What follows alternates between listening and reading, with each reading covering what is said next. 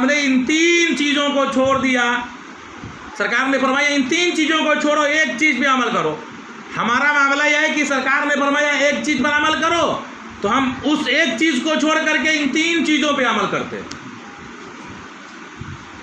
عمل یہ ہو رہا ہے کہ ہم زیادہ سے زیادہ مالدار گھرانے میں شادی کر رہے ہیں کہ ہم کو نقد اور جہیز زیادہ سے زیادہ ملے. عمل یہ ہو رہا ہے کہ لڑکی بہت زیادہ خوبصورت ہو کہ محلے میں جب آئیں تو لوگ یہ کہنے پر مجبور ہو جائیں کہ فلاں کی بہو بہت زیادہ خوبصورت ہے. پھر عمل یہ بھی ہو رہا ہے کہ جہاں ہم شادی کر رہے ہیں اس کا خاندان بہت بڑا ہو، چرچت ہو، مشہور ہو، چاہے مافیا ہو، وہ اپنے وقت کا ڈان ہو کہ لوگ کہنے پر مجبور ہو جائیں کہ بہت بڑے خاندان میں شادی کیا. دیکھیے سرکار نے 3 چیزوں سے منع فرمایا اور اس 3 چیز پر ہم عمل کر رہے ہیں، اور جس پہ سرکار نے فرمایا کہ دیندار لڑکی ڈھونڈو، آج ہم اس چیز کو اپنے پیٹھ پیچھے پھینک رہے ہیں.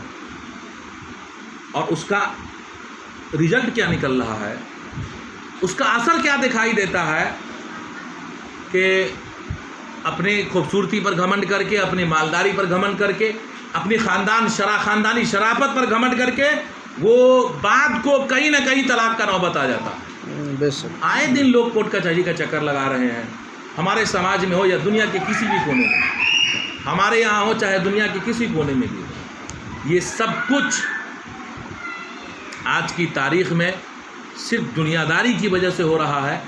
اگر دنیا داری ہمارے ذہن و فکر سے ہٹ جائے تو اللہ تبارک و تعالی آج بھی ہماری شادی میں برکت عطا فرمائے. بے شک آج بھی ہماری شادی میں برکتیں عطا فرمائے گا. یہ شادی کے بعد جو شکایت رہتی ہے پیر صاحب سے اور امام صاحب سے اور قاضی صاحب سے کہ شادی کے بعد ہماری زندگی خراب ہو گئی یا شادی کے بعد ہمارا گھر خراب ہو گیا، جب سے یہ بہو آئی ہے نیست و نابود ہو گیا ہے، یہ شکایت ہی ختم ہو جائے. اگر شرعی نقطۂ نظر پہ عمل کر لیا جائے تو یہ شکایت ہی ختم ہو جائے کہ ہم نے سرکار کے نقش قدم پر چلا ہے اور سرکار کے نقش قدم پر چل کر کے شادی کی ہے، تو ظاہر سی بات ہے فیضان اور سرکار کا فضل ہمیں عطا ہوگا، کسی دوسرے کو کیا میسر ہو. بے شک اس لیے چلتے چلاتے جو ہر بار کہتا ہوں وہ اس بار بھی کہہ دوں کہ شادی میں جائز خرچ کیجیے، ناجائز خرچ سے بچیے اور دل میں پختہ ارادہ رکھیے، چاہے بیٹا کی شادی ہو یا بیٹی کی شادی ہو.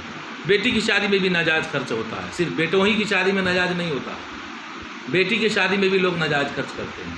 لیکن وہ یہ نہیں سوچتے کہ میں اگر 10 لاکھ 20 لاکھ 50 لاکھ روپیہ خرچ کر دیتا ہوں تو میرے پڑوس میں جو غریب زندگی گزار رہا ہے اس کے پاس جو بیٹیاں ہیں وہ کیا کرے گا.